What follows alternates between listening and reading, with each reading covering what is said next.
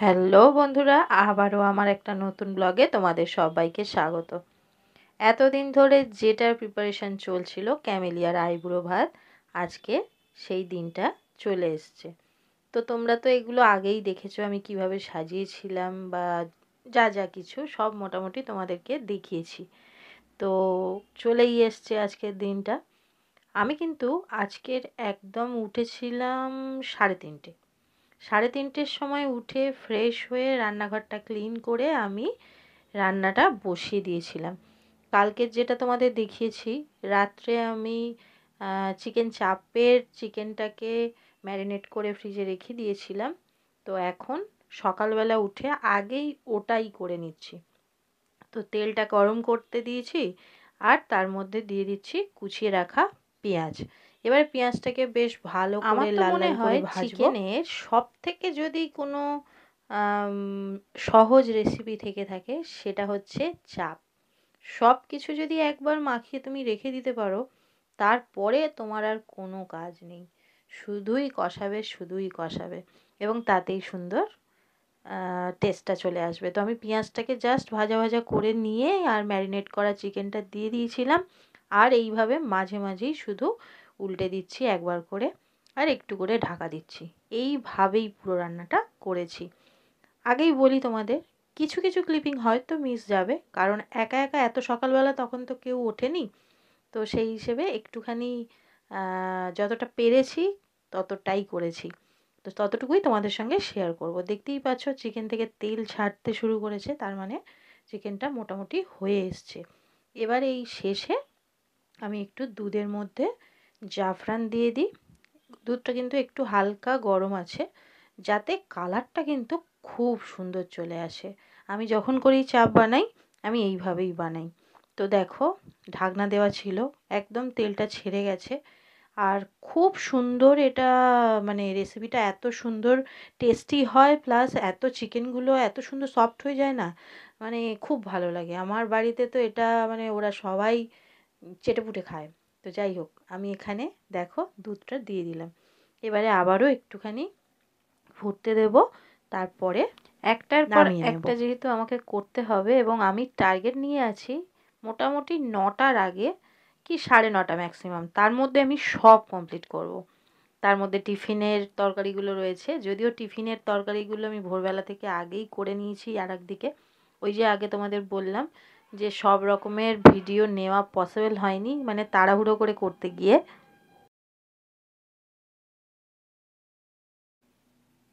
আমি চাপটা এদিকে যখন হচ্ছে, এদিকে আমি সোয়াবিনের কোপ্তা করেছিলাম। তো সোয়াবিনের কোপ্তাটাকেও রেডি করে নিচ্ছি। দেখো, আইবুড়ো ভাত মানেই হচ্ছে সুন্দর করে সাজিয়ে সামনে অনেকগুলো খাবার একসঙ্গে ধরে দেওয়া। জানি এখন কেউ অত খেতে পারে না, বাট তাও দেখতে সুন্দর হবে। এবং এখন দেখো আমরা যাই কিছু করি, একটা স্মৃতি হিসেবে, একটা মেমোরি হিসেবে সেটা রেখে দেওয়ার জন্য ফটো ভিডিও সব তুলতে থাকি। তো যত সুন্দর করে তুমি ওটা দিতে পারবে তত সুন্দর লাগবে, এটা আমার মনে হয়। আর সত্যি কথা বলতে, যে খেতে ভালোবাসে না, তাকে খাওয়াতেও ভালো লাগে।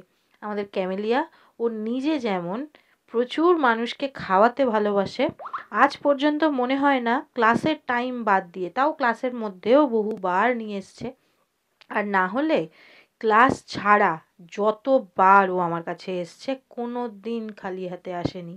নিজেও খেতে ভালোবাসে, মানুষকে খাওয়াতেও খুব ভালোবাসে।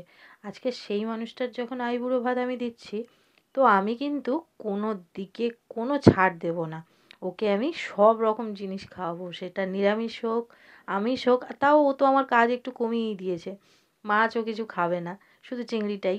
তো যাই হোক, আমি আমার এখানে চাপটা প্রায় শেষের পথে। এবারে একটু আমি গোলাপ জল, কেওড়া জল একটু দিয়ে নিয়েছিলাম আর একটু মিঠা আতর। ওই আতরটা যদিও একদম 1 ড্রপেরও কম দিই আমি, কারণ ওটা একটু বেশি হয়ে গেলেই একদম খারাপ হয়ে যায়। যাই হোক, তো আমার চাপটা কিন্তু রেডি। আর এবারে আমি এইভাবে হাতের সাহায্যে সোয়াবিনের কোপ্তাগুলো বানিয়ে নিচ্ছি একটু লম্বা লম্বা শেপ দিয়ে। সবটা যেহেতু এখনো পর্যন্ত একাই করছি, দিদি এখনো আসেনি, তো সেই হিসেবে এক হাতে তৈরি করছি আর এক হাতে দেখো ওটাকে ভাজছি। এটাকে এইরকমভাবে ভেজে ভেজে তুলে নিয়ে তারপরে ওটার গ্রেভি বানাবো। সত্যি কথা বলতে না, আমি রান্না করতে খুব ভালোবাসি। অনেকে আছে বলে না রান্না করতে ভাল লাগে না, মানে রান্না করতে ভালোবাসে না তারা। কিন্তু আমি আমি যে প্রফেশনে আছি এই প্রফেশনে যদি না আসতাম, রান্না রিলেটেডই কাজকর্ম আমি করতাম। কারণ আমার এটা সব থেকে ভালো লাগার জায়গা। এই প্রফেশনে আসার আগে আমি এটাই করতাম, নতুন নতুন রান্না দেখতাম আর নিজের মতন করে সেটাকে বানাতাম। এটাতে আমার মানে তুমি যদি সারা দিন আমাকে রান্না করতে বলো, আমি সারা দিন রান্না করতে পারি। হ্যাঁ, যদিও ব্যাক পেনের সমস্যা আছে বলে একটু হয়তো শেষের দিকে মানে রাত্রের দিকে হয়তো কষ্ট পাবো, কিন্তু রান্না করতে বিরক্ত তুমি আমাকে করতে পারবে না। এতটাই ভালোবাসি আমি রান্না করতে। তো যাই হোক, ওদিকে রান্না হচ্ছে আর এদিকে একটা মানে হচ্ছে, একটা আমি রেডি করছি পরের বারে বসাবো বলে। এখন চিংড়িটাকে রেডি করছি। আর হ্যাঁ, সকালবেলা যখন 3টের সময় উঠে 3:30টার সময় উঠেছিলাম, তখনই আমি চিকেনটা মানে যে চিকেনগুলো আজকের হবে আর কি সেইগুলো প্লাস এই চিংড়ি মাটনটা সব বাইরে বার করে দিয়েছিলাম। কারণ ওই যে আম, বরফ হয়ে থাকবে, ওটা যদি আমাকে একদম টাইমের আগে না ঠিক হয়, তো আমার অনেকটাই টাইম ওখানেই চলে যাবে। তো সেই জন্য একদম সকালবেলা উঠে ফার্স্ট কাজ ওটাই করেছিলাম, যার জন্য দেখো কোনো অসুবিধা আমার হচ্ছে না। চিংড়িগুলো একদম নর্মাল হয়ে গেছে। তো এবারে আমি এটাকে চিংড়ির মালাইকারি বানাবো। আর এখানে রিমোকে বসিয়ে দিয়েছিলাম এই গোল গোল করে প্লেটের মাপে, বাটির মাপে, থালার মাপে কলাপাতাগুলো কাটার জন্য, যেটা ও খুব সুন্দর করে করে দিচ্ছে। সবাই মিলে একটু একটু হেল্প করেছে বলে জিনিসটা অত সুন্দরভাবে আমি করতে পেরেছি। দেখো চাপ আমার রেডি, নেমে গেছে। চাপটা না সত্যিই খুব ভালো হয় অল্প টাইমের মধ্যে। যাই হোক, ভোরবেলা আমি এই মিক্সড ভেজিটেবলটা করেছি, যার মধ্যে একটু পনিরও দিয়ে দিয়েছি। আর করেছি হচ্ছে চাটনি, দেখতে পাচ্ছ, টমেটোর চাটনি, আমসত্ত্ব, খেজুর, কাজু কিশমিশ দেওয়া। আর এখানে দেখো যেটা কোপ্তা বানালাম, সেই কোপ্তাটাও রেডি হয়ে গেছে, চিংড়িটাও রেডি হয়ে গেছে। তো 3:30টায় রান্নাঘরে ঢুকে এই কটা জিনিস আমি আপাতত করতে পেরেছি। এখন বাজে 7টা। এবারে স্নান টান করে চলে এসেছি গপুর কাছে। গপুকে তুলবো, মানে তুলেছি, এবং গপুকে স্নান টান করিয়ে ওকে খেতে দিয়ে দিয়েছি।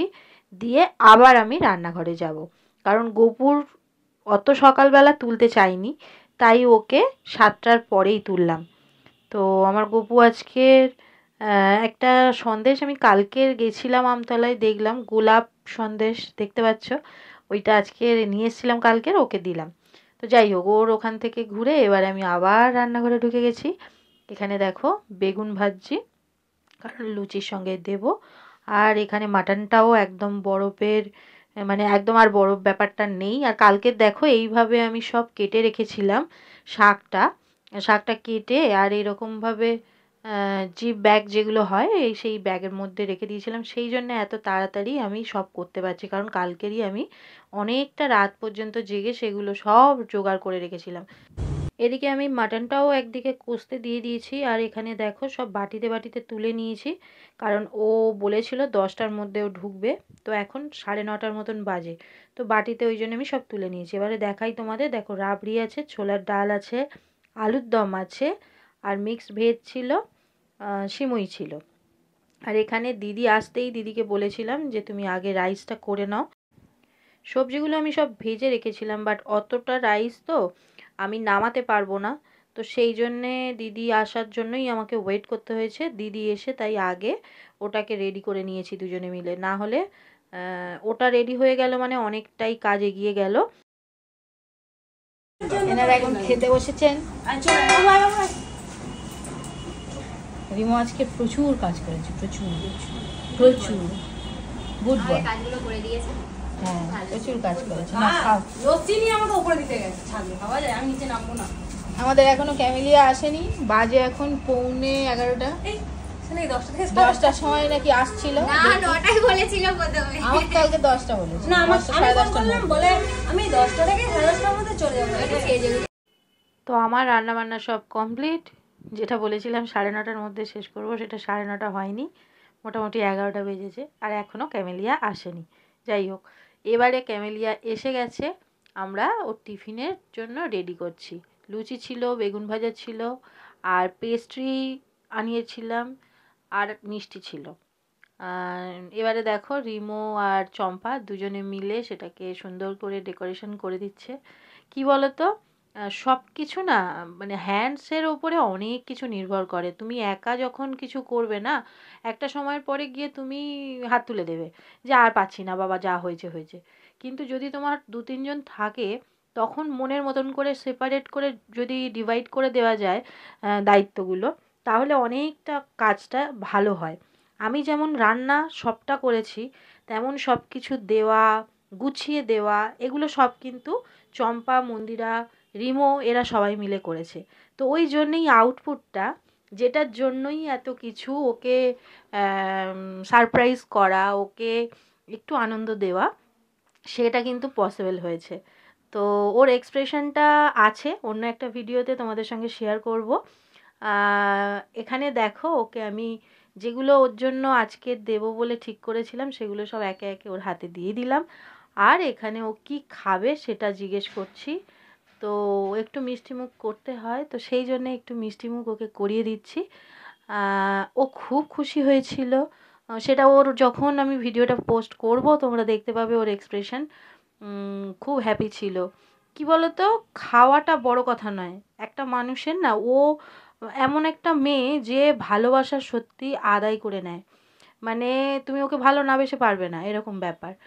আম, এতটাই মিশতে পারে। ওর এত কিছু থাকার পরেও ও যেভাবে সকলের সঙ্গে মেশে, সেটা সত্যি প্রশংসা করার মতন।